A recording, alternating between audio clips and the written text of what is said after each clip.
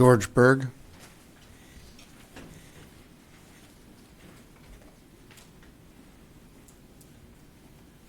Good evening, Mayor Constantine, council members. My name is George Berg. I've lived in the community, 40 years. I started teaching in Fountain Valley in '73, and I've stayed in the community for a long time. I have been 23 years at the Harper Park area. Grandis was my neighbor before he moved closer here. And I have some concerns, but my concerns about the neighborhood, they actually come up, it looks like, on further in the budget. It's about the park, maintenance of the park, and it's about street sweeping, what's going on with street sweeping. So those are two areas that are coming up for a vote, I think, later. Do I talk then, or can I do it now? I guess I'll do it now. If it's coming up for a vote later and you want to talk right before the item's discussed, that's a good time to do it. Otherwise, you have the floor for... Okay, I'll try to do it. I have three things I want to talk about then. Okay. Number one, 7 years ago, the park has started a downward spiral. It started with the gophers that started taking over the park, and they were never controlled. The gopher people we paid for would come in and control about half to maybe 2/3 of the gophers. They'd leave them, they'd repopulate, and they have destroyed the whole area underneath the park. When I got there, kids were using the park to play baseball, I don't know, many different activities, soccer, volleyball, Pee Wee baseball would practice there. You can't do that now. It's a hazard. If people went and played there, they'd end up twisting a knee, hurting an ankle, because it's all rutted, holes, I'd say half the grass is left. Everything else is dirt and weeds. Now the other part of the park, which is nicer, is now starting to get the same gophers, and it's starting to destroy the grass. Now, if Mayor Pro Tem Grandis was still there, he'd be looking out for the park.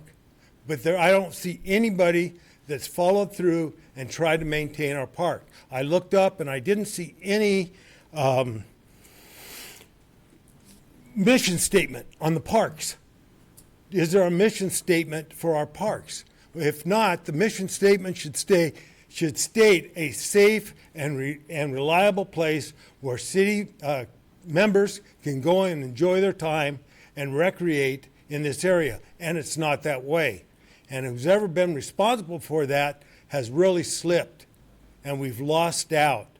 And I know we pay tax money to keep this stuff going and be nice, but it's just not happening. I'm very disappointed in the condition of the park, and the good part of the park is starting now to get destroyed, because when dirt comes in from the gophers, weeds take place on top of the dirt, and it's a mess. Mr. Berg, your time is up. Okay, I didn't know that. Okay, so last thing, just across Garfield, there's a park, a Huntington Beach Park, that's beautiful, that everyone plays on. And we can't have that in Fountain Valley. I don't understand it. The next thing, do I get 3 minutes on the street sweeping? If you want to speak on another item, just go ahead and fill out a speaker card. And yeah, I put things down. Yeah, this was for a non-agenda type. Which you want to speak on the street sweeping? Yeah. I'll call you up when that item comes up. Okay, when you're going to vote before you. Before they vote. Okay. Yes. Thank you. Okay, so does anybody want to pull any items 1 through 6? Madam Mayor, if I could request a council member pull item number 6. We need to add 2 positions to the conflict of interest code. Okay. I'm trying to get there. I'll pull number 6. Yeah. Thank you. And then I need to recuse myself from number 3, so I don't know if I need to leave. You do not need to leave. You're recusing yourself because you have a conflict of interest. If you announce a conflict of interest, you can remain at the dais as long as the item is not pulled and it's on the consent calendar. Okay, all right, thanks. I recommend that you inform of what type of conflict it Okay, is. I'm recusing us. I live within 500 feet of the property. Okay. Okay, so we're dealing with items 1, 2, and 4, and 5. I believe 3 is on the agenda for Right, I'm sorry, It's one, items three- 1 through 5. Right, 1 through 5, sorry about that. Who? I don't know what's going on. I have a motion by Councilmember Bui and a second by Councilmember Cunneen. Please vote. Items 1 through 5 pass. I'm sorry. Items 1, 2, 4, and 5 pass 5-0. Item 3 passes 4-0 with Councilmember Harper recusing himself. Okay, so item number 6, resolution amending the Conflict of Interest Code of the City of Fountain Valley by amending designated positions and rescinding previous resolutions inconsistent therewith. Thank you, Madam Mayor. No substantive discussion. The Conflict of Interest Code lists positions that aren't listed by statute of persons who have to fill out 700 forms. In reviewing the code presented, we noticed that the finance manager and the human resources manager position should be added, so we're recommending council add those 2 positions. Okay, thank you. I'll move to approve with the amended items.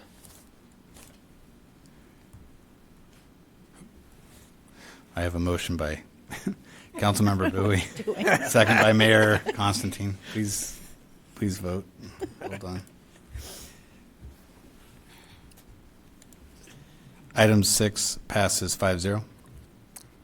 Okay. Item number 7 is a public hearing, fiscal year 2023-2024, annual operating budget and capital improvement program, GAN appropriations limit, and property rental terms and charges for administrative services for the water and sewer utilities. Presentation by Ryan Smith, our finance director. Thank you. Good evening, Mayor and Council. This item for your consideration is adoption of the fiscal year 23-24 annual budget and capital improvement plan. So kind of an overview of where we're at. We had a budget workshop on May 16th that we introduced a draft budget. And tonight we're bringing a proposed budget for your consideration. So the total city resources or revenues in this budget total $130.7 million. The total city expenditures are $144.7 million, creating a net impact of a negative $14 million. And this impact is $9.15 million is in the general fund, $2.7 million is in special revenue funds, and $2.7 million is amongst the enterprise funds. The projected ending fund balance amongst all funds at the end of fiscal year 24 is projected to be $132 million. So to kind of look more into the general fund revenues, general fund revenues are projected at $76.9 million in fiscal year 24. This is an increase of $403,000 over the current year revised budget. This also represents an increase of $495,000 versus that draft budget that we brought 2 weeks ago or 3 weeks ago to council. The changes in this budget compared to that draft include $450,000 for expected OC 405 reimbursements that will go into the next year, and $45,000 for county AB 69 reimbursements for the purchase of police forensic equipment. The proposed budget includes increases in property tax, Measure HH tax, investment interest, and fire revenue. We also have reductions in 115 trust interest, state grants, engineering revenue, and other revenues. Here we've got a couple of charts that kind of display the general fund revenues that shows the 3 main sources of our revenues of property tax, sales tax, and Measure HH. And we also have a chart that shows the last 10 years of revenues in the city, with the Measure HH coming on board in about 2016-17 that kind of started the large increases. General fund expenditures are projected at $72.47 million in fiscal year 24. This is an increase of $2.6 million versus the prior year or the current year revised budget. It also represents an increase of $70,000 from the draft budget that was brought to council in May. These increases include a hazard mitigation plan for $25,000 and the aforementioned $45,000 for the purchase of that police forensic equipment. Overall, there's increases in administration, police, and fire departments, and we have some savings in the transfers out. Kind of looking at the general fund from a visual look at it, the three main areas that we look at are the personnel expenditures, which make up about half of the general fund expenditures, and then internal service allocations and operating expenditures make up the other half. We also have a chart that shows the total general fund operations for the last 10 years in the red, and the capital expenditures in the orange. General fund personnel expenditures increased $2.4 million in the current year, and this includes the final year of the compensation study increases and includes all MOU increases, and is fully staffed at 252.25 FTEs. That includes proposal for one additional FTE in the Community Development Department. So a review of the general fund. Revenue is projected at $76.9 million, operating expenses at $72.47 million. That creates a general operating surplus of $4.4 million. Once we add in the general fund capital expenditures and internal service fund transfers of $13.6 million, we get a net impact to the general fund balance of negative $9.15 million. So the city's capital improvement plan, the proposed budget includes $22.1 million in proposed capital improvement projects. That's 10 million in projects being funded by the general fund. Special revenue funds at $5.5 million, and that's for streets, signals, and signage. And then there's storm drain projects for $410,000, and enterprise funds, which include our water and sewer funds, of $6.1 million. So this chart shows the total, actually the capital improvement funds and how they're being funded.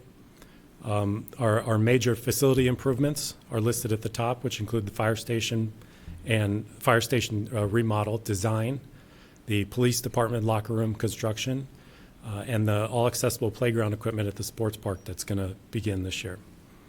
We have a residential roadway rehabilitation that's scheduled for $2.1 million. And then we also have some pavement rehabilitation projects that are going to be going on this year. And one change from the draft budget is a few of these projects had been earmarked with Measure HH funds in fiscal year 2021. So we're using those earmarks that were earmarked at that time to fund both the fire station remodel, $1 million from there, and $2.966 for the police department locker room. So we also have a signal and signage projects that are budgeted this year, and these are primarily funded by Measure M funding. So this shows a total capital improvement plan, general capital improvement plan of $15.5 million in fiscal year 24. We also have a number of drainage and water utility and sewer utility projects that are happening in fiscal year 24. And these total $410,000 in the drainage fund, $5.2 million in the water utility, and $910,000 in the sewer utility, for a total capital improvement program of $22.1 million. We also have a number of unfunded projects that are in the works, but currently we do not have funding to get these projects going. And this is a list of projects that is kind of at council's discretion, and my recommendation would be to relook at this list at mid-year when we're kind of halfway through the year to see if anything has changed and if we can possibly add some of these projects to the list of projects being done. Currently, the unfunded projects are totaling $14.8 million. A part of the budget, we also have to do a couple of other items. One includes the GAN appropriations limit.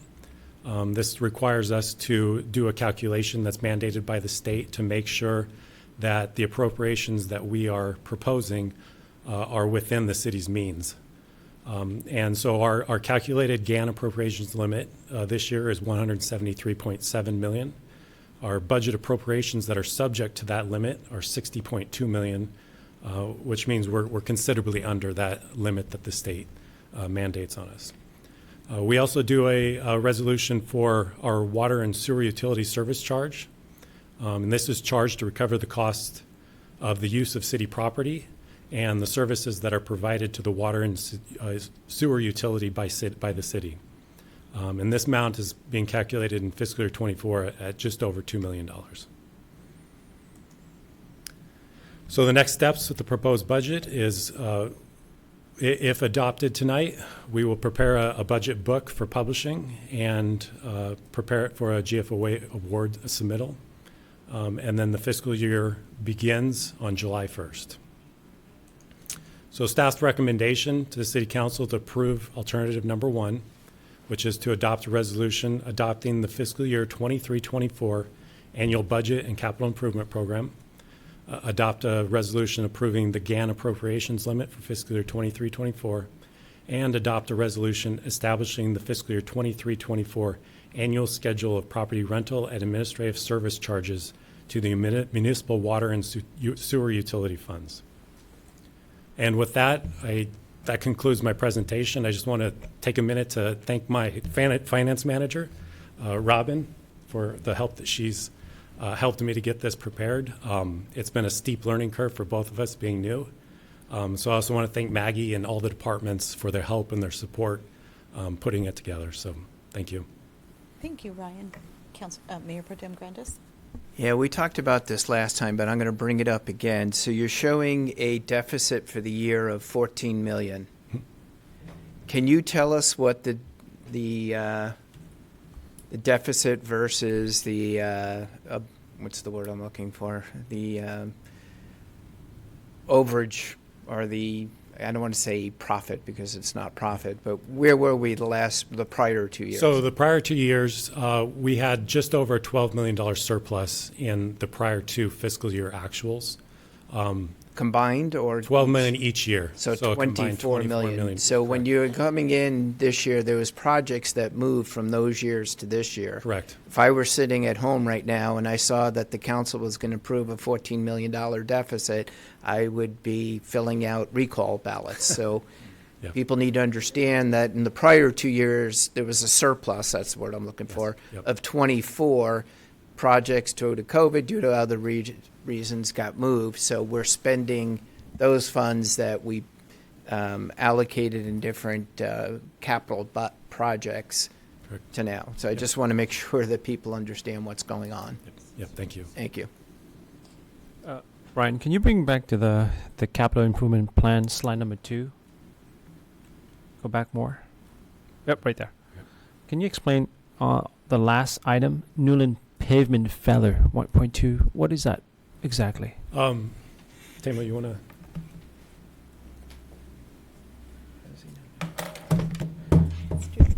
That's a great question. Thank you, Councilmember Bui. So during the rainstorms, we had a deficiency on Newland and just south of Alice, and so we've been working with all of our Fountain Valley team to address that, including with our fire department team and Maggie and others to seek funding assistance in that regard. And so essentially, what that is an area on Newland in the number 2 northbound lane where there was a slight divot that we need to address. So although we paid this upfront, but I think you were able to secure some funding because as the damage is caused by the rain. That's my understanding? Correct. Okay. I just want to make sure the public understand that we have to pay upfront, but there's possibly a grant that we'll be able to recoup from the state. That's the plan. Yeah. Okay, great. I want to make sure that the public understand that. Thank you. You're welcome. Thank you. If I may add, city staff is pursuing grant opportunity. They may not be guaranteed, but we are working with our legislature to see if they can support us in this effort.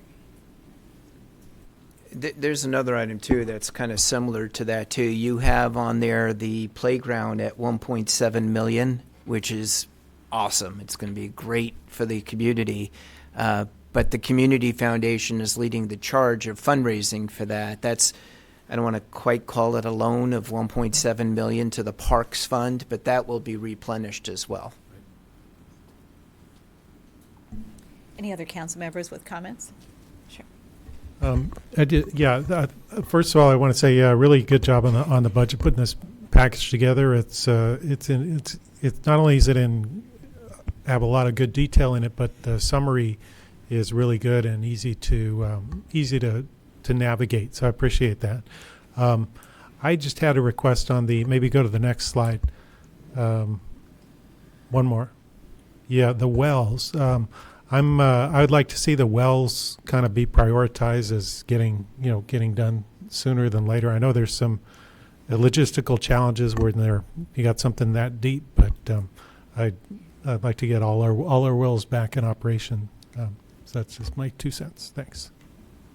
One comment on the wells, if I could too, is just make sure people understand that's not the general fund, right? That would come out of the water fund, which is separate from the general fund, and that's a break-even fund. Right. Any other comments? I do, Mayor. Sure, Maggie. Just want to piggyback on Mayor Pro Tem's statement in regards to the deficit. Ryan, if you can clarify, from a city operations standpoint, we do have a surplus because of capital improvement project, which is a one-time cost. It's creating the deficit, but it's not an ongoing deficit. Right, that's correct, yep. So Ryan, I want to thank you and your team and all of our department heads, directors. What a great job. Thank you so much for all your work. We really appreciate it. Thank you. Thank you. I have a motion to approve by Mayor Pro Tem Grandis, second by Mayor Constantine. Please vote.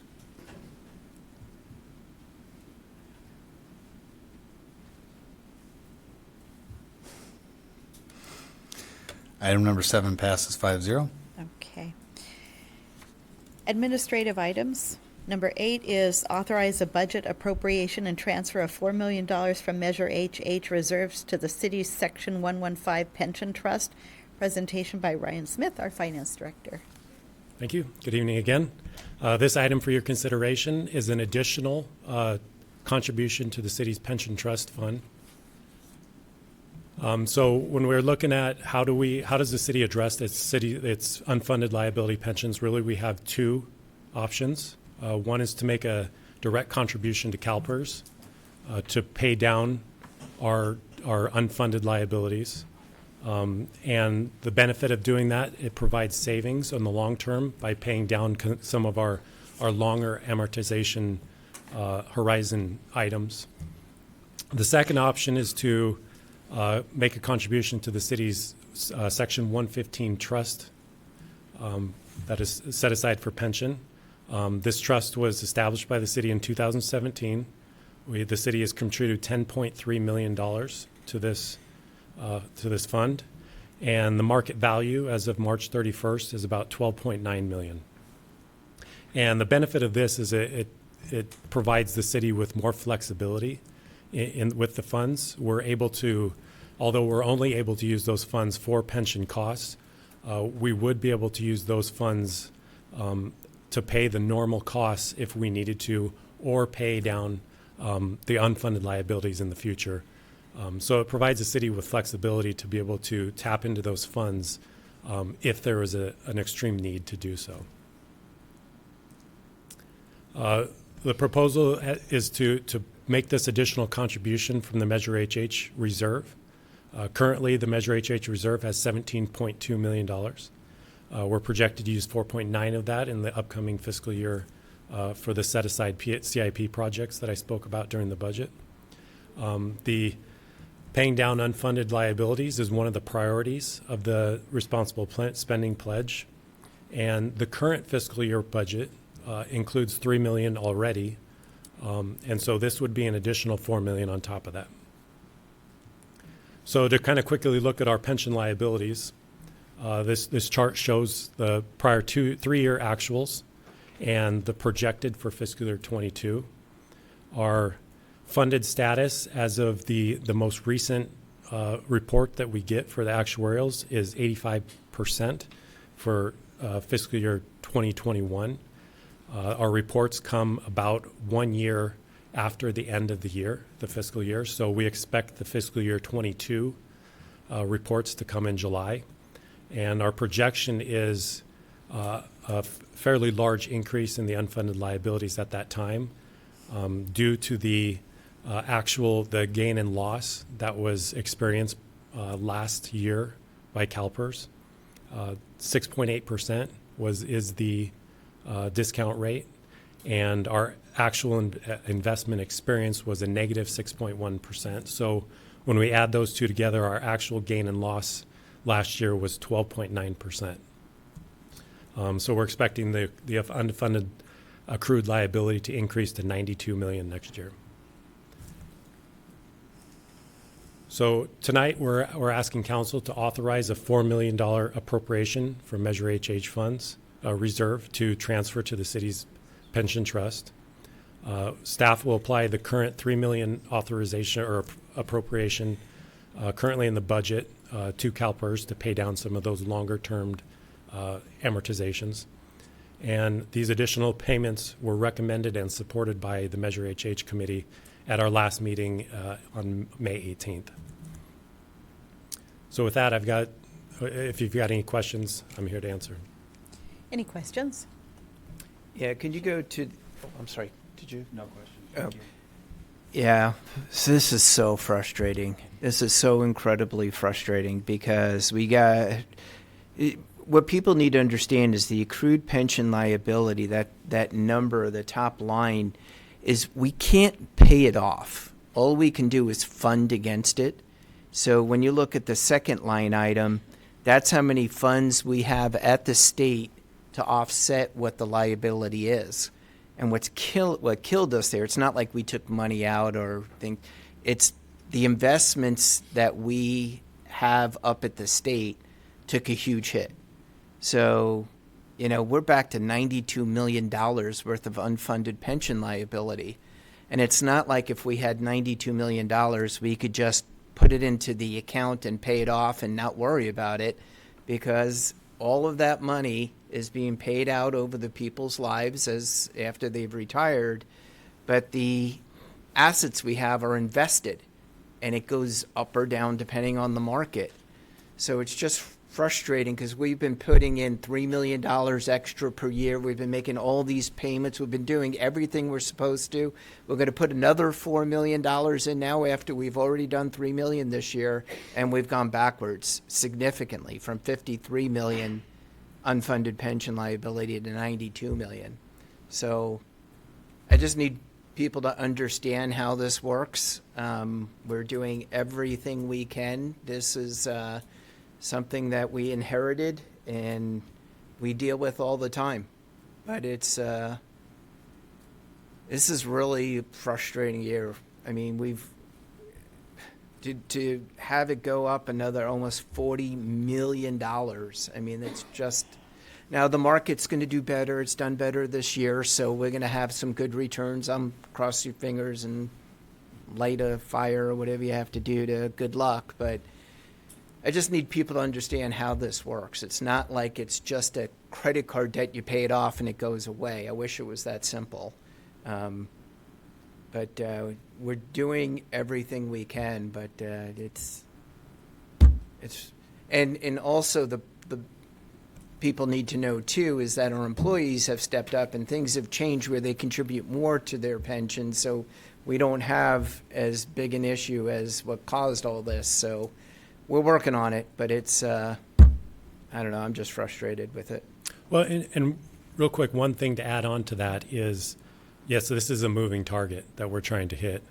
In fiscal year 21, there was a 21.3% increase in CalPERS investment return.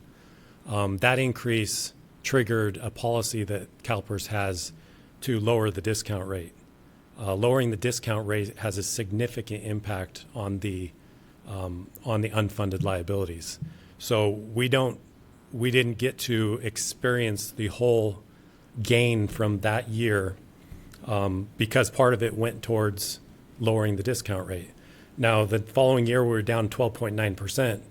We absorbed that whole thing on our liability. So when there's really good years, we're only going to get a little bit of impact because they're going to lower the discount rate.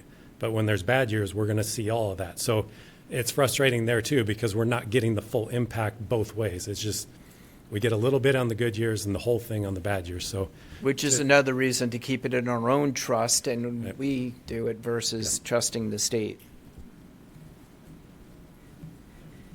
Sure. So I have a question with regards to the trust. I think part of the reason for establishing it was to provide liquidity, and in case CalPERS suddenly said, "Oh, well, we paid us $5 million last year. Well, you got to pay us $8 million this year," to provide some cushion against those fluctuations. But once we have a sufficient amount in there, why would we keep it in there? Do we think we're going to do better than CalPERS that's managing $300 billion? Why don't we just let them do it? And I don't know how we've done compared to them in the past years, but I don't think we have as much ability to invest in things as they do. yeah, CalPERS is the largest fund in the world. They have the most assets of any fund in the world. But they also have a lot of restrictions on what they can invest in. They have certain policies to kind of mitigate some of their investment risk that they have. So I think the couple of years ago when they had a 21.3% return, I believe the 115 was closer to 30%.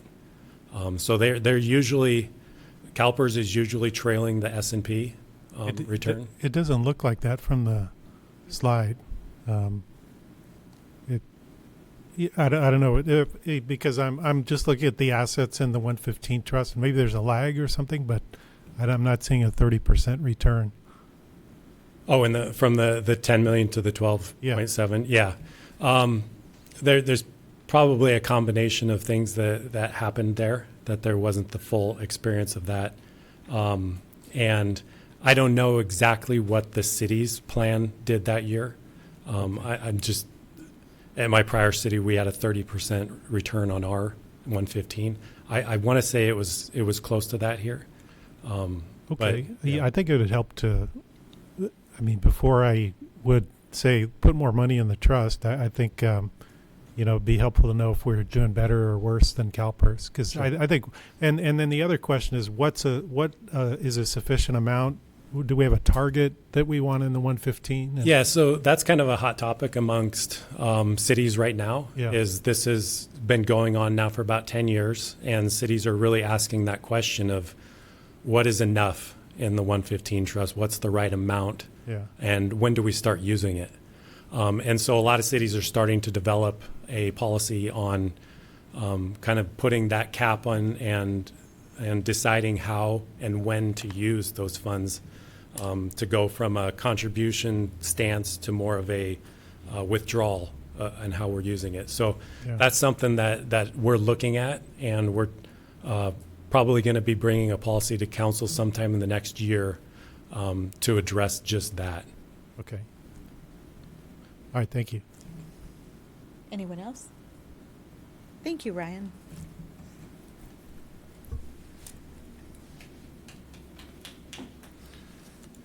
We have a motion by Mayor Pro Tem Grandis with a second by Mayor Constantine.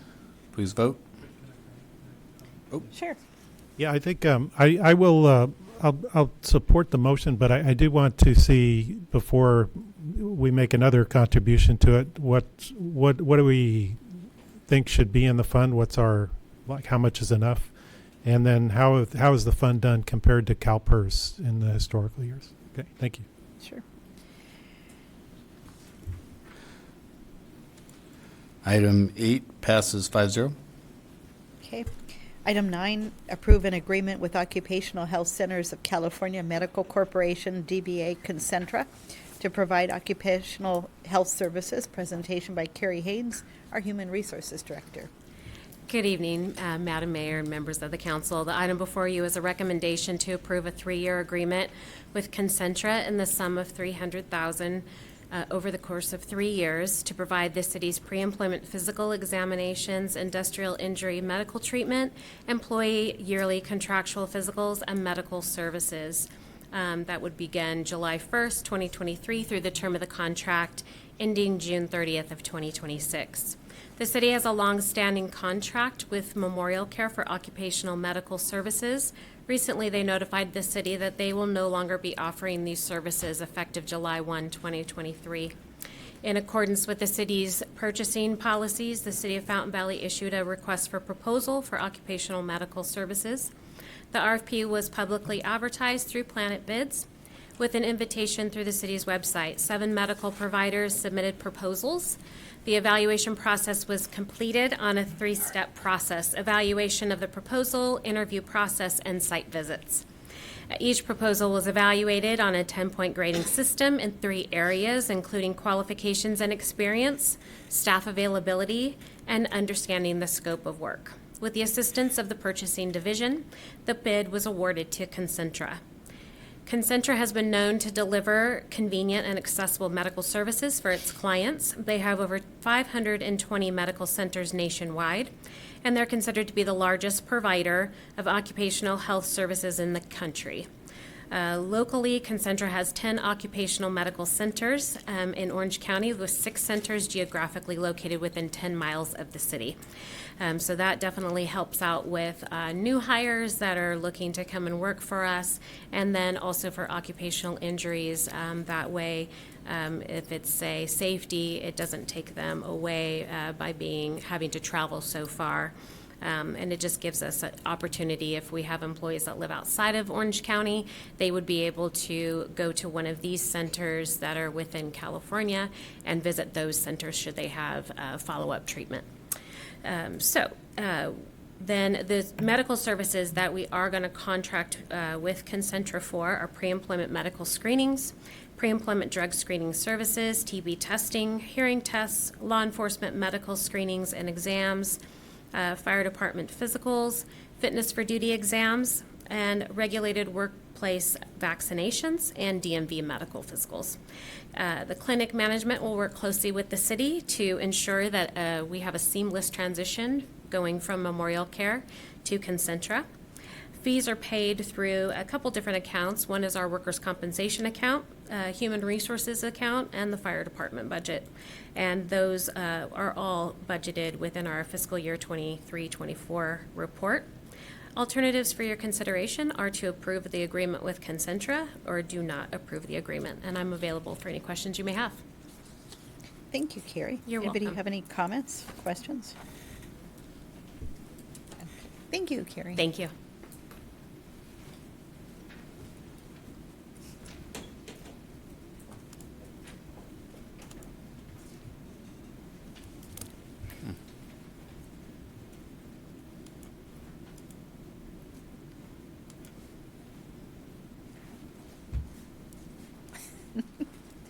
Sorry. There we go. We have a motion by Councilmember Bui, a second by Mayor Pro Tem Grandis. Item number 9 passes 5-0. Okay. Item number 10 is a resolution of the City of Fountain Valley, California, approving the density bonus and affordable housing agreement for the Slater Avenue mixed-use project. Presentation by Stephen Ayers, our principal planner. Hi, Stephen. Hi. Thank you, Madam Mayor. City Council, presented before you tonight is a resolution approving a density bonus and affordable housing agreement for the Slater mixed-use project. The California Density Bonus Law and the Fountain Valley Municipal Code provide that owners of residential development projects that include specified levels of affordable housing are entitled to apply for and receive certain density bonuses and incentives to facilitate the economic feasibility of those projects. As you remember, the Slater mixed-use project was approved last year in March of 2022. And the residential portion of that project included 270 units, broken up between 217 base units and 53 density bonus units. The project reserved 15% of the base units, which is 33 units, as affordable to low-income households.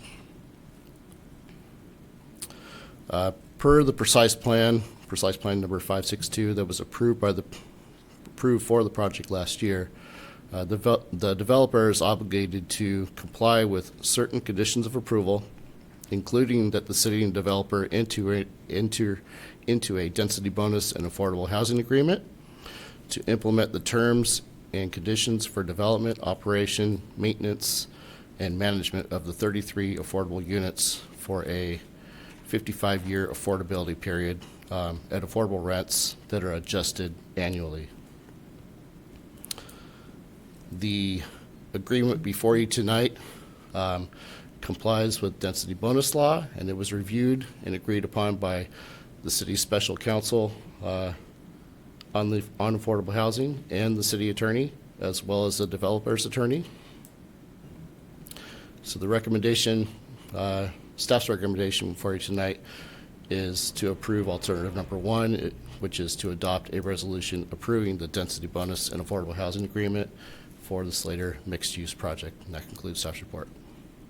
So, Stephen, the affordability component is for 55 years, 5-5. What happens after 55 years? That might be a good question for our special counsel. I believe that after the 55 years, it goes to a market rate rent. But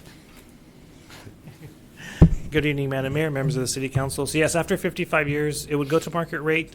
What we are required to do when we get close to that date, especially as part of the housing element and state law, is to try and negotiate that for a longer term as we get closer. But the standard is 55 years at this time. But we do try to negotiate those as we do get close to them. Sure. And we have a nice audience here tonight, and I'm sure a lot of viewers at home, and, well, inquiring minds would like to know, do we know when this project is going to start? I have to ask.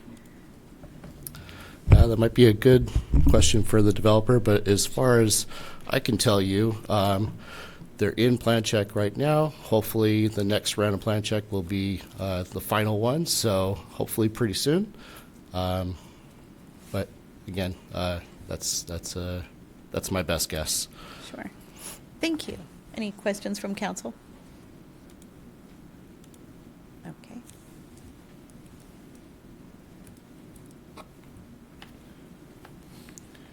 We have a motion by Mayor Constantine, a second by Councilmember Cunneen. Please vote. Item 10 passes 5-0. Okay, item number 11, amendment number 1 to extend contract 22-11 from July 1st, 2023 through June 30th, 2024 with CityNet for homeless outreach services in the amount of $321,036.28. Presentation by Tony Luce, our police captain. Good evening, Madam Mayor and members of council. I'm bringing before you a request to extend the city's contract with CityNet. Our partnership with CityNet began in March of 2022. That contract was set for 16 months and is set to expire at the end of June. So we are seeking to extend that contract for another 12 months. Last year, when the police department researched potential vendors for street outreach and engagement services, the police chief looked at the needs of our city. Several of these needs included non-law enforcement street outreach and engagement, regular follow-up and case management services, connections to emergency housing, medical care and food, transportation to services, and other factors. CityNet was the only organization we found that was able to singularly provide all of these services and potentially meet the needs of our city. Now that we have worked with them for approximately 16 months, we have found that they have provided valuable services for us that the city department simply cannot provide alone. Since our partnership with CityNet has found housing for 48 people. They have encountered over 300 people experiencing homelessness. They have engaged in almost 1,000 contacts, meaning that several homeless individuals have been contacted numerous times. This is often necessary to build rapport and trust with them in order to get them to want to accept services that they desperately need. From a fiscal standpoint, the 12-month contract would cost $321,000. $321,036.28.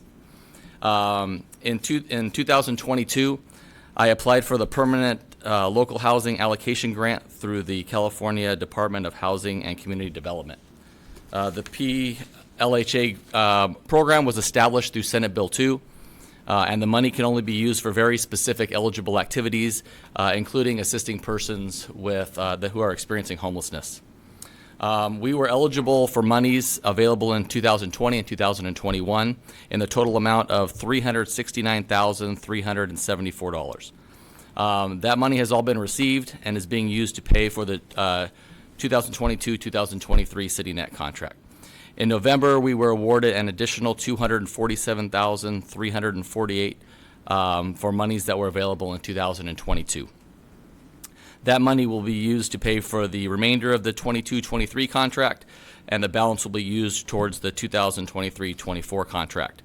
There are 2 additional years of proposed PLHA funding, but those amounts will not be known until 2024 and 2025.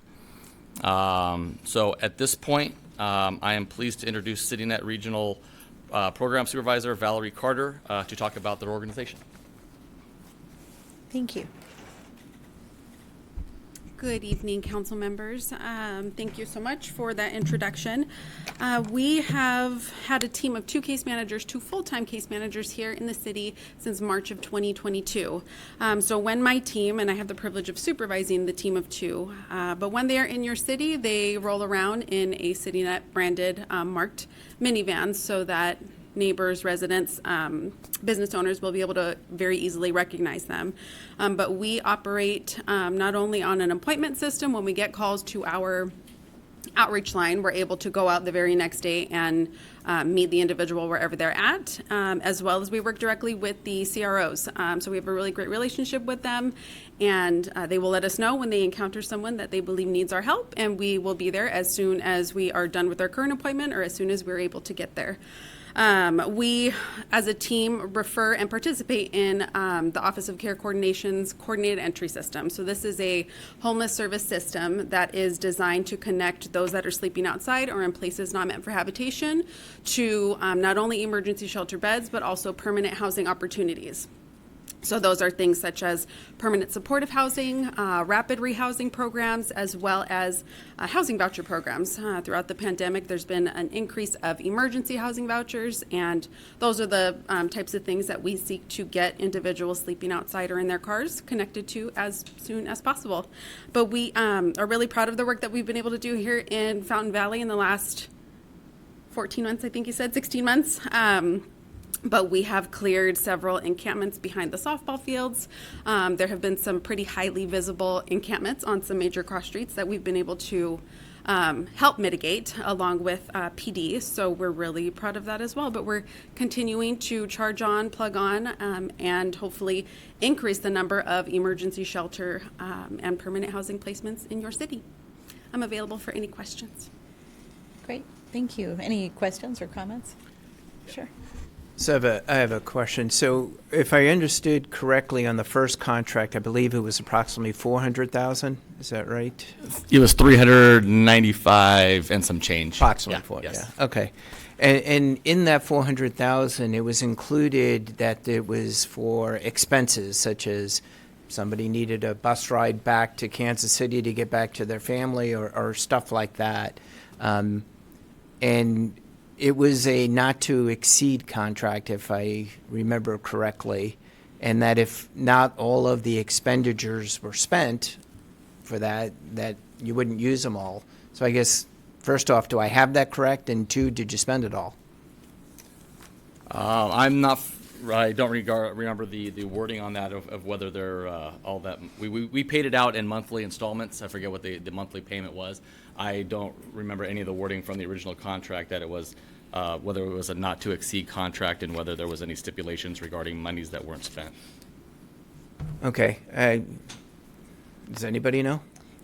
I don't recall that it was a not to exceed. Well, I know there was, like, if somebody needed a plane ride home or something, that was built into it. And I remember asking at the time, well, if we don't spend that portion of it, because not all of it was for that, but if we didn't spend all of that, what happens to that funding?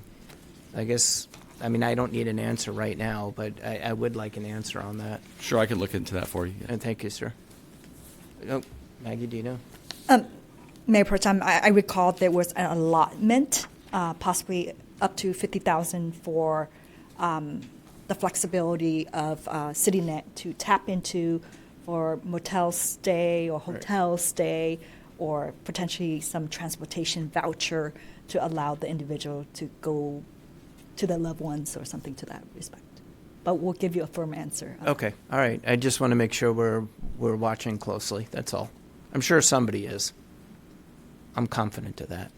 Yeah, looking at the current contract, I'm not sure if this is exactly what you're talking about. If there's a client services total, which is itemized at $44,000, which includes several things, including rapid rehousing, room and board, rooms, relocations, also fees for documentation, local transportation, work expenses. I don't know if that would be inclusive of what you're talking about from the previous contract, but I will definitely look into that, and I can get you an answer on that. I appreciate it, thank you. Either way, I don't want to sound negative, because you guys are doing a fantastic job on this, and I appreciate it. And you know, it's not perfect. We still have unhoused in our community, obviously, those that just absolutely refuse any kind of help. But I honestly think we had upwards of 20-something in our sports park at unhoused people at the time, and I feel good that we were able to provide help for that and resources. And it's not perfect, but I think we would be in a much different situation, not as favorable without CityNet. So thank you for all you do. Anyone else? Sure. I have a question. So just in general, when you go out to make contact with the homeless person, what are some of the things? I mean, we hear a lot of stuff on the news. It's drugs. It's can't afford housing. They don't want help. What are some of the things you're seeing out there? Sure. I think the things that you just mentioned are things that we often encounter. We do work with individuals, regardless of their current sobriety, in pursuing any housing resources or any other potential treatment resources, relocations, reconnecting with family or friends.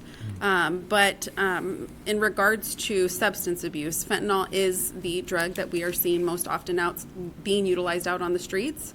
And it is an awful drug that takes a hold of people very, very quickly. So the ramifications of using that are usually pretty obvious and super visible to our team. But regardless of that, that doesn't mean that they are unable to be housed. It just means that it's going to be more difficult for them to pursue the paperwork that it takes and the meetings that it takes, and understanding the system of care, because that can oftentimes be very difficult to understand. But, affordability in Orange County, affordability across California is a major barrier as well. It's very difficult to find rental amounts that are within low-income individuals' budgets, and that's just a reality of where we are right now. But that is why programs like rapid rehousing and permanent supportive housing and housing vouchers are vital in helping end homelessness, and that's what CityNet as an agency works towards. But we know that takes a long time for a lot of people, so we are out here doing as much as we can, but utilizing the systems that are in place within our county and through the Office of Care Coordination to connect to appropriate resources.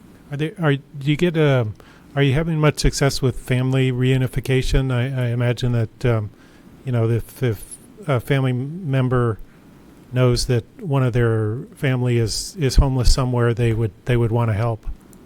Yeah, that is one of the things that we bring up pretty often, having conversation about whether it's family or friends that they have in other areas that have adequate housing that would agree to accept them for an extended period of time. So when we have those conversations, we're asking, can we speak to the individual in the next state or across the country? And we're asking for their address. We're doing our due diligence and making sure it's not a storage unit that they're going to or something like that.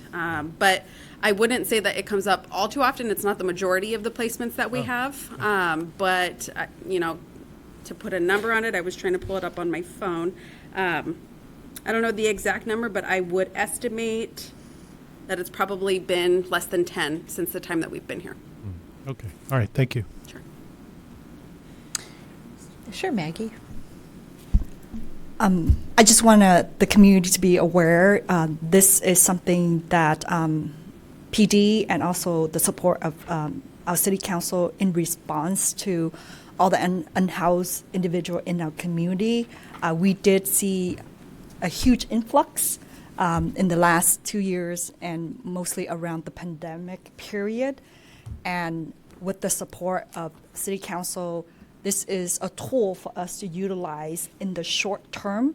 And as everyone knows, city council also is investing in the long term, which is a future navigation center to allow the city to enforce. Right now, we have restriction what we can do when we see unhoused individual in the community, and by our elected official investing in short term and long term, it really helps our police officer to focus on the more necessary service and focus from a response standpoint than, you know, working on the outreach component of it.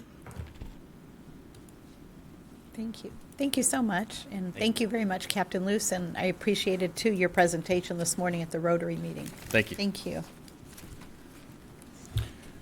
We have a first to approve by Mayor Pro Tem Grandis, second by Mayor Constantine. Please vote. Item number 11 passes 5-0. Item number 12, approve amendment number 2 to CON-20-20 with Sweeping Corporation of America for street sweeping services to extend the contract term for 2 years and increase the annual contract amount by $14,181.41.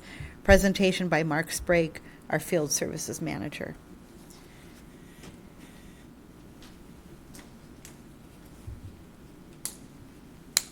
Thank you, Madam Mayor, Council. Sure. So this is the first of 3 contract extensions I'm going to be bringing forward tonight. This first one is amendment number 2 to our street sweeping contract with SCA, Sweeping Corporation of America. Just a little bit of contract history on the current contract. So this contract went into effect June 16th, 2020. Initially, it was with Sunset Property Services. In May 2021, Sunset Property Services was acquired by SCA. So we brought the first amendment with the name change from Sunset to SCA.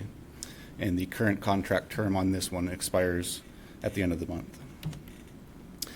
So the amendment we're bringing forward tonight extends the contract term 2 years through June 30th, 2025, with a 3.7% increase, or a little over $14,000 annually. The overall financials on it, so the current contract is $383,000 and some change.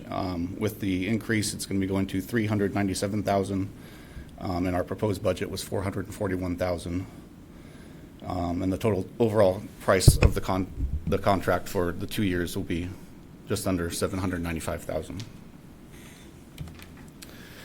So with that, staff is requesting City Council approval of alternative number 1 to approve amendment number 2 to contract 2020 with Sweeping Corporation of America for street sweeping services to extend the contract term for 2 years and increase the annual contract amount by $14,181.41. I think that's it. Yeah, and with that, I'm available for any questions. Sure. Any questions by council? And we do have a public speaker, Mr. Berg. Would you like me to call in the public? Please, thank you. Public comment. George Berg.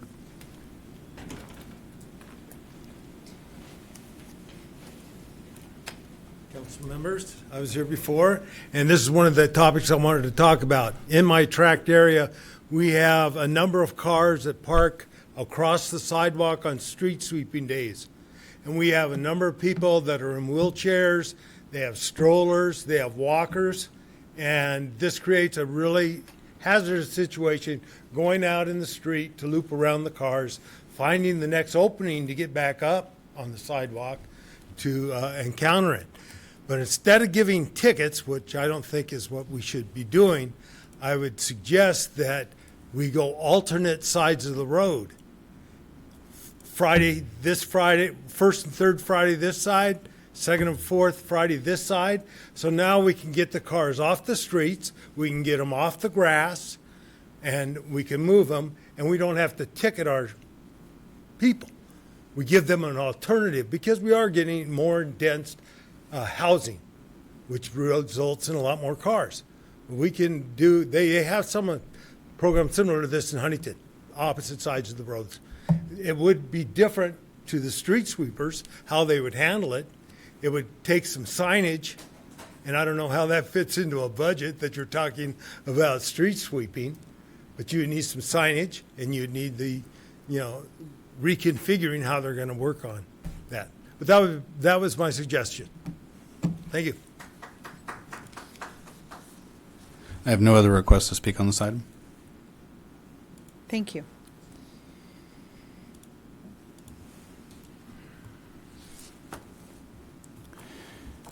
We have a motion to approve by Mayor Constantine with a second by Mayor Pro Tem Grandis. Please vote. Item number 12 passes 5-0. Item number 13, approve amendment number 1 to CON-21-19 with Great Scott Tree Service Incorporated for tree maintenance services to extend the contract term for 2 years and increase the annual contract amount by $38,834.50. Presentation by Mark Sprague, our Field Services Manager. Thank you again, Madam Mayor, Council. So yeah, contract number 2, another contract extension. This one's for the tree maintenance services. The history on this contract, May 18th, 2021, City Council awarded the contract to Great Scott, and the current contract expires again at the end of this month. So this amendment number 1 proposes to extend the contract term 2 years through June 30th, 2025, with an overall increase of 12.5% or $38,800 annually. So the financial breakdown of that, the current contract, $335,000. With the amendment, 12.5% increase, it goes to $374,000, which falls within our budget of $385,000, and then the total overall 2-year contract impact is $748,000. With that, staff is requesting City Council approval of alternative number 1 to approve amendment number 1 to contract 2119 with Great Scott Tree Service for tree maintenance services to extend the contract term for 2 years and increase the annual contract amount by $38,834.50. Again, with that, I'm available for any questions. Any questions or comments? Just a comment. 12.5% sure seems like a lot for a cost of living on this particular contract. They gave us some reasoning behind it. They initially requested 15%. We negotiated with them to 12.5%. And the reason behind that was prevailing wage for tree trimmers has gone up 16% over the contract term, and it's going up an additional 9%, along with all of the cost increases on materials and supplies. Okay, and do we send this out to bid? Is this? We initially bid it at the first contract, and they came in. I don't know if I wrote it. They came in. I understand. I mean, we're kind of under the gun in timing, so hopefully in the future, next contract. So we surveyed 4 cities that, instead of extending their contracts, just recently went out to bid, and the average increase was a 60% increase. Okay. All right. Thank you. Mayor, I just want to echo what Mayor Pro Tem just said. Prior, I've said the same thing. I know we don't have a system of tracking contract at this point. That's my understanding. But hopefully in the future, there's a way for tracking and give us council more ample time, right? For example, hey, this contract is up in the next 6 months. Do you want to go RFP or whatnot? Not just the contract is the end of the month. There's no time for us to respond, and there's no time for the city to go out, look for the best possible bid. right? Because of course, we can't have those services now, or else we will. This city won't look good, right? We need to keep that presence. I just want to echo that in the future, perhaps we could work on something. Yeah, that's understood. It's just with the current contract that we have, the contract language is we have to wait for the CPI, which doesn't, the first quarter ends in April, we don't get CPI till May. So we have to look at adjusting the original contract language on that time frame to give us a bigger window next time. Well, at least you understand Yeah. our thinking, so Yeah. work on that, and I'm sure you will. Absolutely. Thank you. And we've had some changes in Public Works, too. That's true. So one other question too, I'm sure we have, but have we done a cost comparison of, why are we outsourcing this? Couldn't we, sounds like it would be a lot less expensive to hire. On all three of these contracts, so initially during the Great Recession, we slowly started contracting things out. It was a great savings at that time. But looking at bringing it back in-house, it's several years and a lot of upfront costs of purchasing tree trimming trucks, tree trimming materials. Then we'd have to add a whole nother crew of 10, 15 guys to handle all of the trees and everything. So there's a lot of upfront costs and then a lot of PERS ongoing costs and employee costs. So it's still, at this time, I still think it's beneficial cost savings to be contracting out. Anyone else? Yeah. Sure. Yeah. Personally, I think we're getting a great deal. So although, in theory, it's always maybe you go out to bid and get a better cost, but I trust you. You guys have been working with these contractors, and I think negotiating the rate 3% on one contract, 12% on this one for the next 2 years, and with the inflation environment, I think it's I feel like it's a pretty good deal. So I'm fully in favor. May I can Sure, Maggie. As Mark stated, we did do a survey with some of our cities in regards to the recent that went out to RFP. If I heard it correctly, Mark stated it's an increase of at least 16%. Average of 60% on this contract. Yeah. The street sweeping contract, I think that one, so that one's based on curb miles. We pay $24 a curb mile. The average of, I think that one we looked at 16 cities, the average was $26 a curb mile. And then when we went out to bid on that, the low bid that we got with the current contractor was 40% lower than the next lowest bid. And in addition to that, as Mark stated, the contractor requested 15%, but we basically kind of tie it with the current CPI, which Correct. is 12%. So, we evaluated those options to make sure we're getting the best deal in this process. Thank you. We have a motion to approve by Mayor Pro Tem Grandis with a second by Mayor Constantine. Please vote. Item number 13 passes 5-0. Item number 14, approve amendment number 3 to CON-19-28 with Merchants Landscape Services Incorporated for Sports Park, Parks, and Civic Facilities Landscape Maintenance Services to extend the contract term for 2 years, add landscape maintenance services at Moyola Park, adjust the additional sports park turf renovation services to meet the city's needs, and increase the annual contract amount by $12,849.28. And again, we have Mark Sprague. My final one. Sure. All right, so yeah, again, another contract extension. This one is with our sports park, our neighborhood parks, and our civic facilities landscape maintenance. The history of this current contract, so in June 2019, council awarded the first contract, or not the first, but the initial contract on this to Merchants Landscape. In May 18, 2021, we did the first amendment, which extended the contract 2 years, and that was at a base increase of 2.6%, and then we added some additional work to some shrubs along Ellis Park and additional maintenance frequencies at the 2 fire stations. And then in September 20th, 2022, amendment number 2 added additional turf renovations for the 3 scheduled community events that year at the sports park, the Crawfish Festival, Barbecue Festival, and the Lobster Fest. And then we also added synthetic spraying of our residential right-of-ways to that one, to that amendment. and this current contract expires again at the end of this month.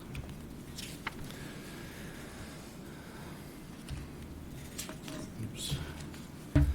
So the proposed amendment number 3 tonight is to extend the contract for the final 2-year extension on this contract to June 30th, 2025. And again, increase the base maintenance amount by 6%, and then adding Myola Park, our new park, the landscape maintenance to that, and then readjusting the turf renovation at the sports park down to the 2 events this year. So kind of the financial overview of that, the current contract amount, $860,000 with the 6% increase. In addition of Myola Park, that increases the contract, but getting rid of Barbecue Fest this upcoming year is a cost savings of $42,000, which brings the total overall impact of only $12,800 to this contract, bringing the total amount to $873,000. Again, kind of a breakdown of the different sections of this contract. The sports park, with the additional renovations and the base amount, brings that total to $516,000. The neighborhood parks, civic facilities, and the synthetic weed control for $356,000 for a total contract amount of $873,000. And this one we were able to get it a little early, so we budgeted it right on budget. And then just some additional information for the audience and residents at home tonight. The new Myola Park is a 1.2 acre park that was constructed on the former Myola Elementary School site as part of the Currents development. And then as part of negotiating that, Lennar, the developer, paid up front the $176,000, which will cover the first 10 years of maintenance. And that includes the landscape maintenance along with the trees and the playground equipment. And again, the cost to the city will be just under $12,000 a year for the landscape maintenance at that park. And then lastly, Community Services Department has been coordinating the ribbon cutting that will be happening out there on July 15th. And that brings me to the end. Staff is requesting City Council approval of alternative number 1 to approve amendment number 3 to contract 1928 with Merchants Landscape Services Incorporated for sports parks, and civic facilities, landscape maintenance services to extend the contract term for 2 years, add landscape maintenance services at Myola Park, adjust the additional sports park turf renovation services, excuse me, to meet the city's needs and increase the annual contract amount by $12,849.28. And again, I'm available for any questions. Any questions or comments? I know we have a public speaker on this. Oh, sure. Okay, sure. We have a public comment by George Berg. Mr. Berg, you'll have 3 minutes. I thought I'd get it done all in one day. I didn't know it was a budget day, or I probably would have come here sooner to talk about it. But anyway, who checks on the maintenance of the parks? Because I know Harper Park is really, it takes about 2 months of weeds growing up high before they even look and see it's time to clean out weeds. Is there somebody that goes around the parks and see that we're getting our money's worth? Okay, you can't answer that, I'm sure. But actually, this is an agendized item, so we can respond. Okay. It's non-agendized that we can't. Okay. Well, Coach Berg, I will commit to you that I will stop over the house. I have a couple times. You're never there, but I'll stop over and we'll go walk the park together. Oh, and take please. A look. And that was one of my suggestions. If we divided up the city parks among the congressmen, like we do the building, and they get an assistant like that you do in your building department for building, and you can give 5 parks or 7, I think I said it's 7 parks, and then people can call that person and make reference to what's going on at my park, and they know that that's what we're doing. The other thing I had real quick is we had 36 days of rain where no maintenance was being done at all on the parks. Do we get any of that money back? Where they don't send out any workers.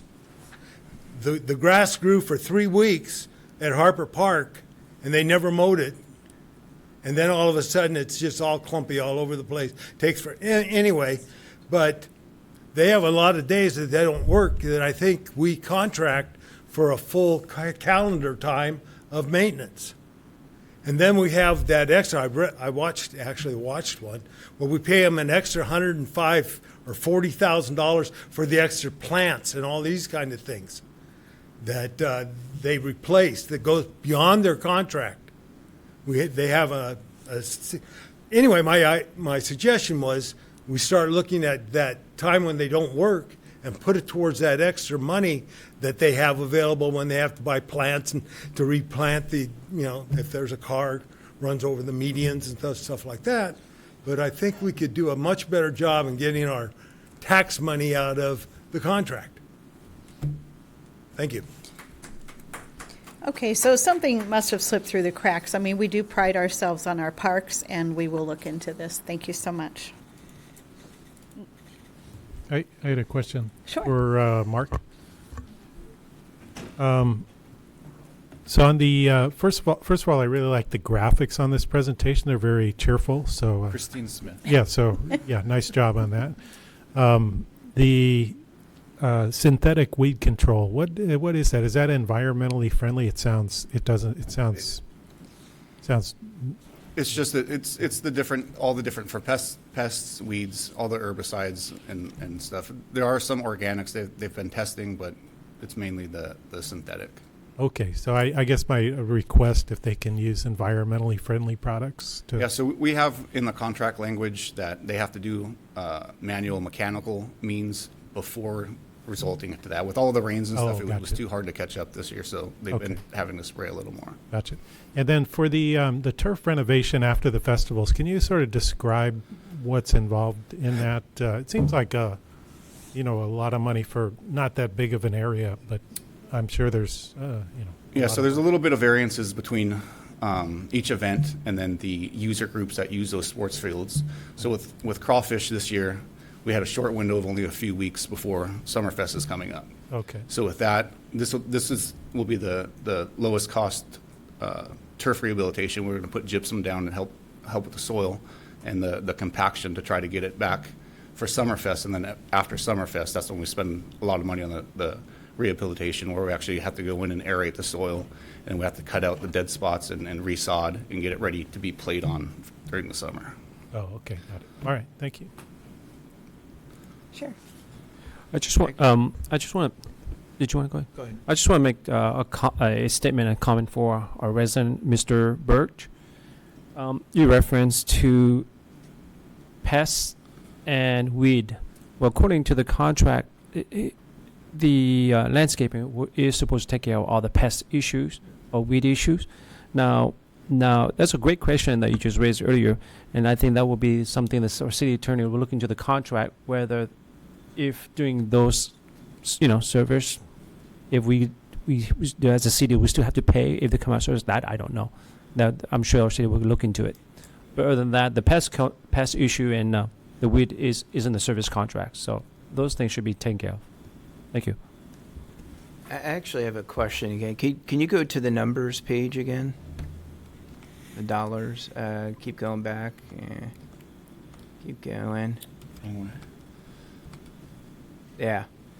So it looks like the price didn't go up that much, which is good, but it was major work. So we're not doing the barbecue fest anymore, which should be a savings of $45,000 approximately. Can you explain to me how we took out something, but we're not seeing a major change in cost? Am I missing it? Here, so yeah. So here's kind of the breakdown on that. So the 6% added the $43,000. The addition of Myola added $11,000, but the elimination of Barbecue Fest took out $42,000. Oh, I see. Okay. Okay, that explains it. Thank you. Appreciate it. Sure, Maggie. If I may add, we definitely hear Mr. Bert's concern in regards to the maintenance of the parks and so forth. It is something that we recognized recently and learned due to the fact that we have vacancy in the position of managing our contractor. Our interim public works director, working closely with Mark, is something that we are looking into to ensure that the service is being provided to our community. Thank you. I have one Sure. question while we're on the subject. I know some of the Harper Park is under the Southern California Edison easement. Does that change the responsibility for taking care of the gophers? I know there's some over in Courageous as well. No, so it's still treated, even though we lease that property, we're still responsible for full maintenance of it. Okay, all right, thanks. But they still won't let us put a community garden there. Well, yeah, there's limits on the lease, yeah. So we pay a lease and we pay for maintenance, but we can't put there what we want. Okay, that's not your fault. I get it. We have a motion to approve by Mayor Constantine with a second by Mayor Pro Tem Grandis. Item number 14 passes 5-0. Thank you. Thank you, Mark. Item number 15, Analta Group Incorporated Encroachment Permits Review and Issuance Services. Accept fee proposal from Analta Group Incorporated in the amount of $43,464 for encroachment permits review and issuance services, and authorize staff to issue a purchase order for the amount. Presentation by Timo Galvez, our Public Works, Deputy Public Works Director. Thank you, Madam Mayor, members of the council. Good evening. So tonight we are requesting an approval of a purchase order of a little over $43,000 for permit processing services from Anyalta. Anyalta was selected through a competitive process. We solicited an RFQ for various services in engineering and in public works, and one of those included permit processing, plan checking. Anyalta has provided services through that RFQ for plan check, a review, primarily for the Frontier fiber optics project, where Frontier paid for all of those services. They have also helped the city with project inspection for residential paving work. So they have a number of different services that they provide. And so we're asking for 4 months of service to help our department continue the permit processing services while we work with our Fountain Valley team in HR to continue filling vacancies. Any questions or comments? Sure. Hi, Timo. Thank you for that clarification. Can you also explain to the public that although you're requesting that $43,000, this fee is also paid back by the business owners as well? Is my understanding? That's a great point. So when we do get cost recovery through the permit processing, whether it's a resident doing work that requires improvements in the public right-of-way, that requires our permit processing and inspection, all the way through more major work, like a major utility company that's coming through town like Edison, that also requires extensive review of plans and field review and assessment to make sure that we inspect and provide the proper processing for the permit. All of those fees are paid. So that's a great point. Great. I just want to make sure that we understand that. Thank you. Any comments or anything? Thank you, Tamo. Thank you. We have a motion to approve by Councilmember Bui with a second by Mayor Pro Tem Grandis. Please vote. Item 15 passes 5-0. Item 16, City of Fountain Valley 6-month strategic objectives adoption for May 11, 2023 through November 16, 2023. Presentation by Maggie Lee, our city manager. Good evening, Mayor and City Council. The item before you is to approve the 6-month strategic objective adoption from May 11th, 23 through November 16, 2023. This is a standard protocol for City Council to formally adopt the strategic objective. And with the recent exercise that we did, we also identify our vision statement and also our mission statement But before we go into the detail of that, I just want to share with the public that on May 11th, 2023, the City Council held a strategic planning session with executive management team and department managers. This is the first time that we extended to the department manager, and they were ecstatic to be able to be a part of the strategic session. Those were in attendance collaborated to establish a city mission and vision statements, 3-year goals, and 6-month strategic planning objective for May 11th through November 16th of 2023 for your adoption tonight. The strategic plan has and will continue to serve as a guideline for both the City Council and city staff as we work to achieve our goals over the next few years. So as I stated, the team was able to collectively work together, and as Council Member Patrick Harper stated, this is probably one of our best strategic session.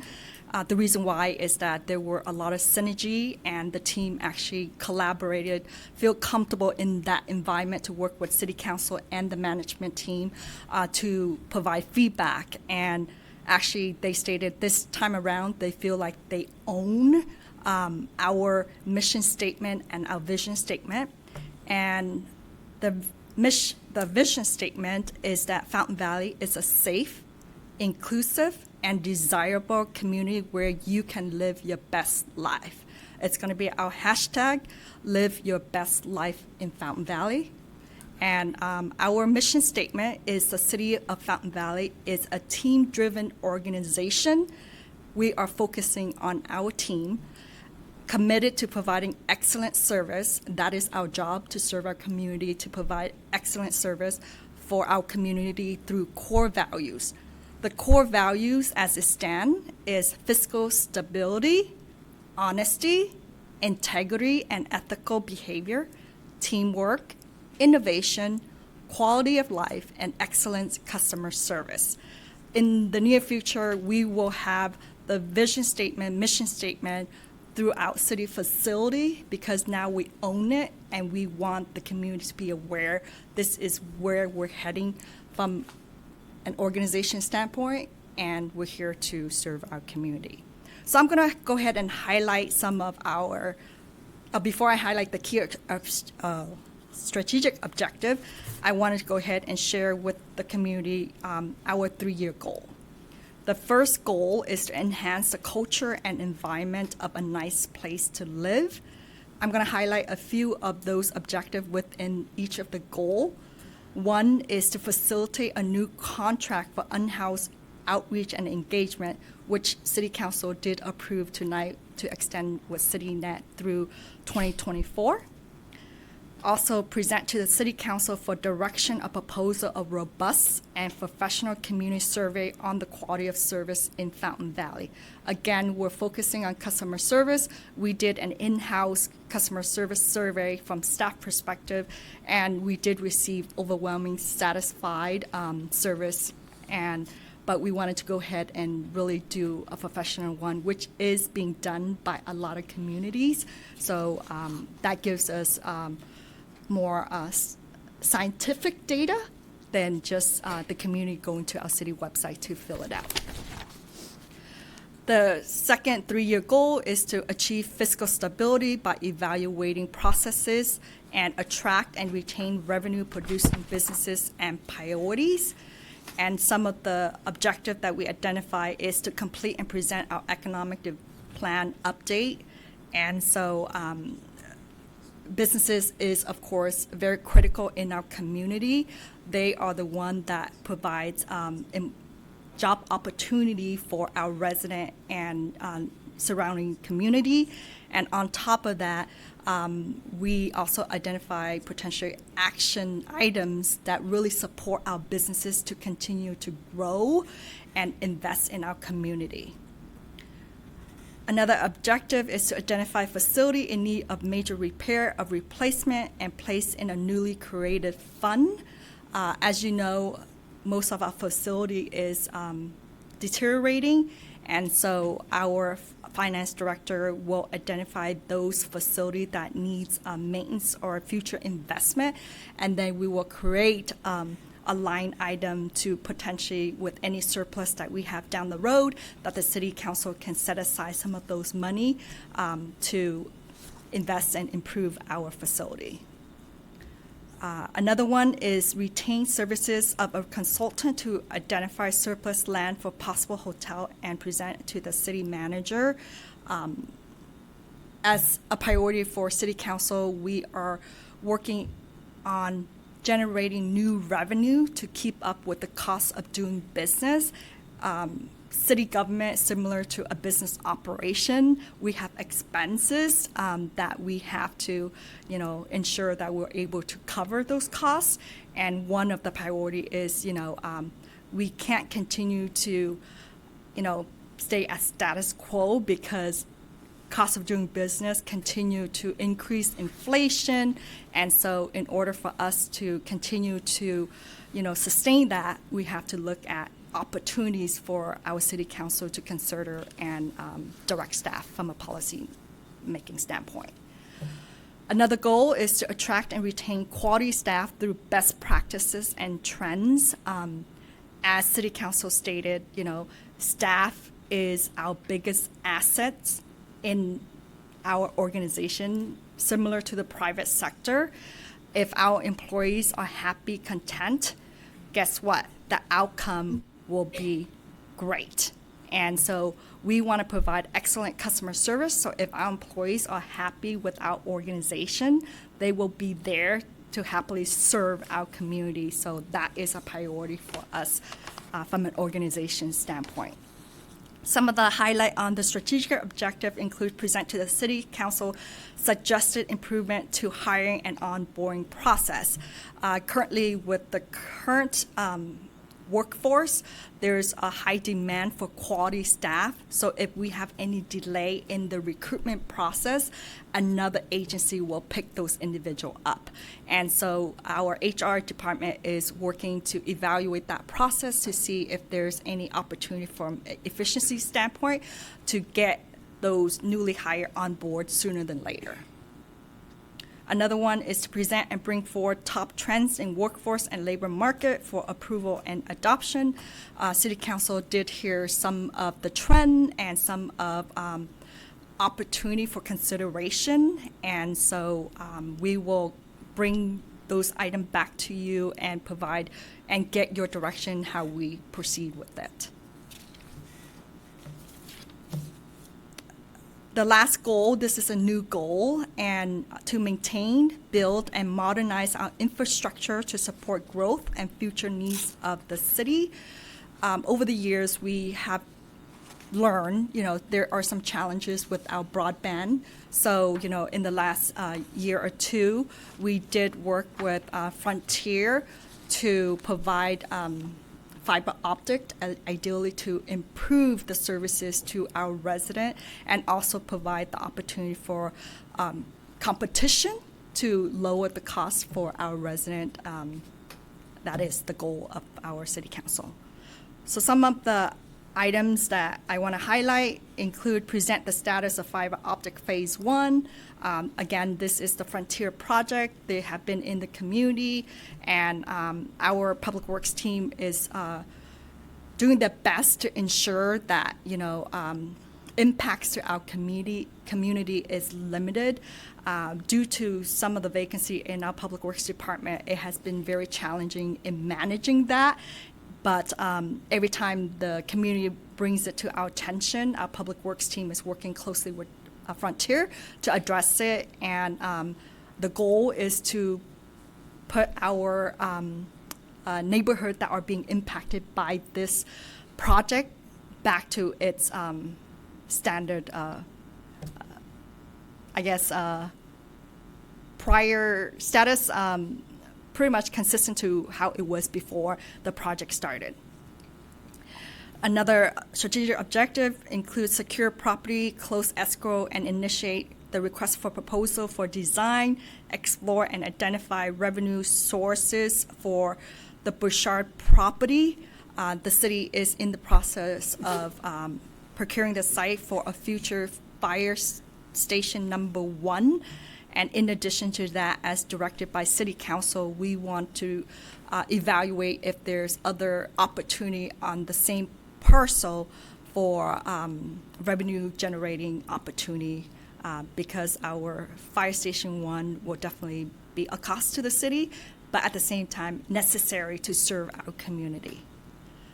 And the last is to present the general plan update and the EIR adoption. Our goal is by October 17th. As you know, we are having our last GPAC meeting, General Plan Advisory Committee, this coming Thursday, 6 to 8 p.m. here in the council chamber. So for the public, if there's any interest in understanding where we are and where we're heading, we would definitely want to extend that invite to the community to participate. That wrap up the strategic objective. The full documentation will be available on the city website once City Council approve it. I just want to share with the community of the team that was at the strategic planning session, and our team definitely emphasized they feel like they own the city vision, mission statement, and they're excited for what to come in the city of Fountain Valley for the next few years. That concludes my presentation. If I can answer any question you may have, please let me know. That was great, Maggie. Any questions or comments? I really enjoyed the strategic planning meeting, and I hope for the one in November we have the extended management there also. I mean, it really was great, and thank you so much for this. And Councilmember Harper? Yeah, I think just want to thank all the participants in the strategic planning session. You took time out of your day to help plan the future of the city. Really appreciate that. I appreciate Maggie for her leadership in kind of organizing it, getting it in a good direction. And I think all the objectives are good goals for the next 6 months. And for those watching at home, you see the dates that are on there. So these are items, too, that'll be on our city council meeting agendas, and that gives you a heads up, too, to what you can expect. And thank you again, Maggie.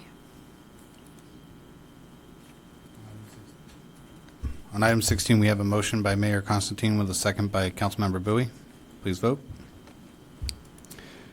Item number 16 passes 5-0.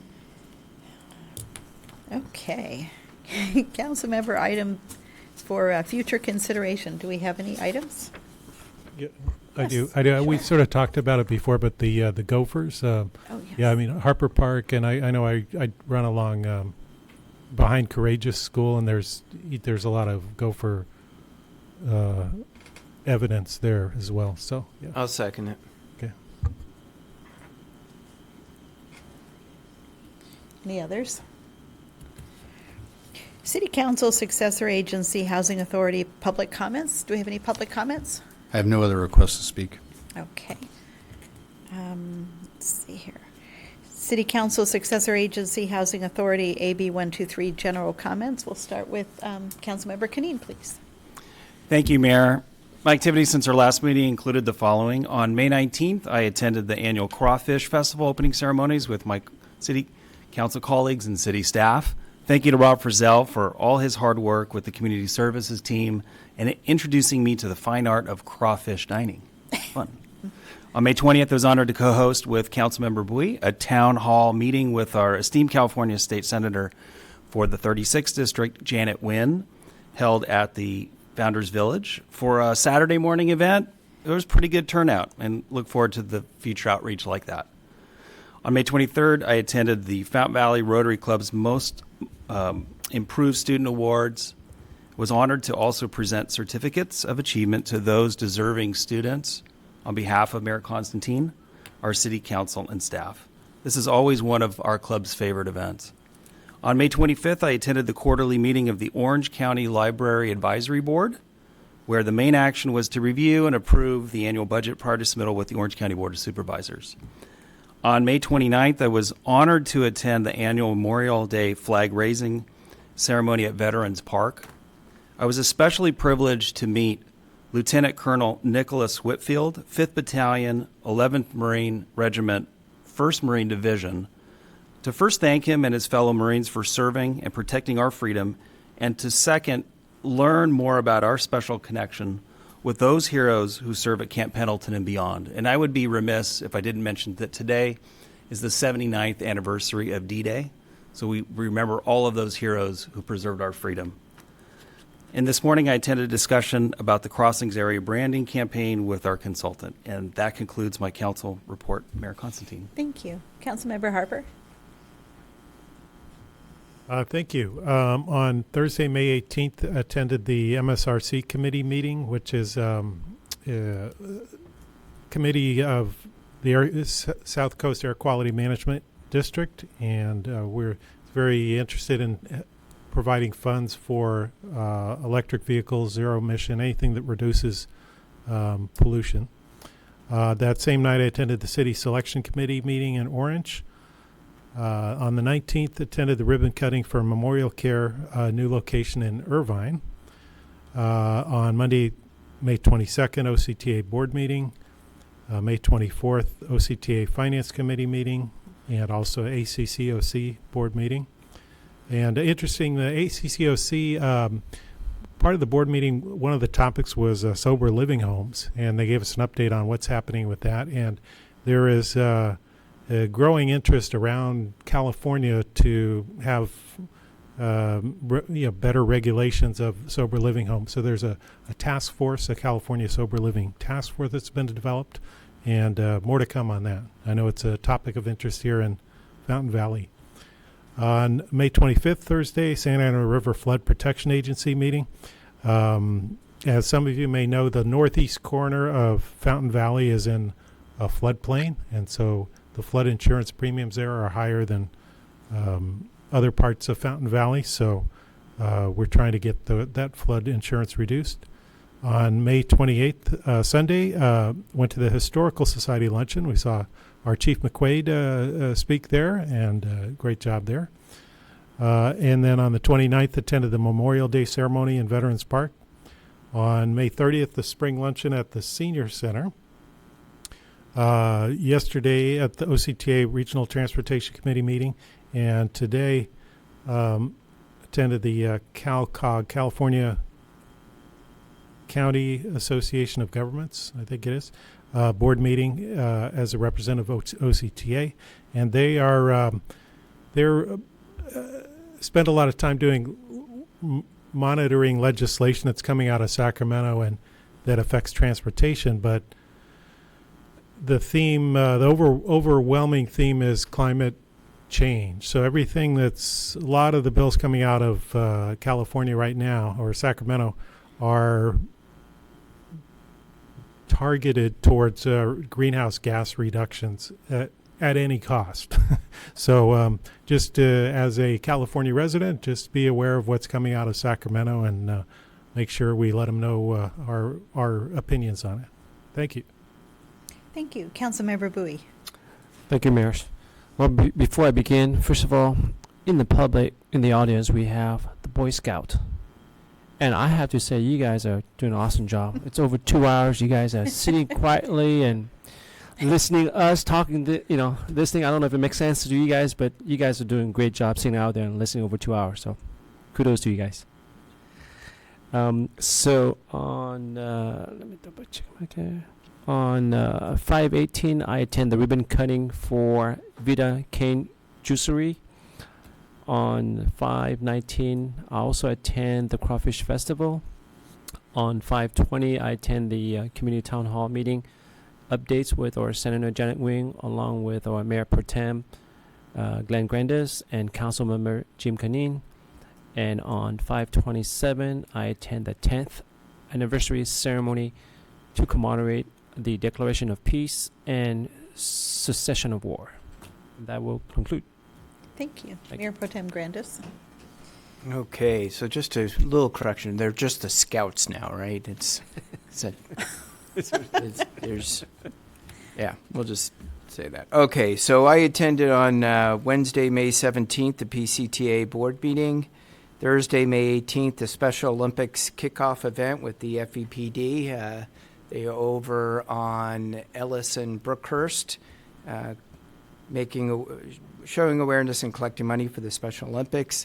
That same day, I attended the Fountain Valley Community Foundation Board meeting and then the Fountain Valley Community Foundation volunteer meeting.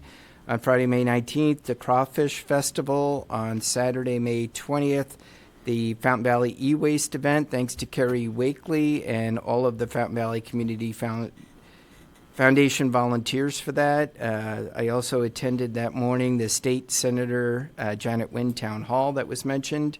And that evening, again, the Crawfish Festival. On Sunday, May 21st through Tuesday, May 23rd, the ICSC Developer Conference in Las Vegas, where Councilmember Bui was there too, and our mayor, where we met with all developers and businesses that are interested in doing business in Fountain Valley. So it's exciting stuff to come. On Wednesday, May 24th, I attended the OC San Board of Directors meeting. On Thursday, May 25th, the Fountain Valley Connect Breakfast, which you were the presenter. Did you even mention that? You forgot to. You were the presenter. And also that day, the Fountain Valley Regional Hospital Board meeting. On Wednesday, May 31st, Fountain Valley Regional Hospital Medical Executive Committee and Governing Board Member Dinner. And then on Monday, yesterday, June 5th, the Fountain Valley School District Education Foundation Board meeting. And today, the Crossing Rebranding Project meeting. And then I also want to give a shout out, if you're a golfer and you're a Baron and you're into Baron football, the Fountain Valley Barons football team is having an awesome golf tournament at Strawberry Farms. It's the most phenomenal golf course to play around here. And it's Monday, June 26th. And go to fvhsbaronsfootball.com to sign up. Go Barons. Thank you. So I always turn in my list so I don't have to go over everything, but I attend a lot of meetings and events. I just want to say thank you again to Ryan and his team for the budget. It's really great. Thank you. Thank you so much to everyone, Maggie, with everything, the budget, strategic planning, our police, our fire. I'm so appreciated to all of our staff. I don't want to leave out anybody. I'm very appreciative of my fellow city council members. I feel like we're a very well-oiled machine, not just up here, but well, I have my shortcomings. But anyway, staff, everybody is so great. I really appreciate you. Thank you. Let's see here. The next regular meeting of the Fountain Valley City Council is June 20th, 2023 at 6 p.m. in the Fountain Valley City Council Chambers, 10200 Slater Avenue, Fountain Valley. It's 8:25, and I now adjourn the meeting. Thank you so much.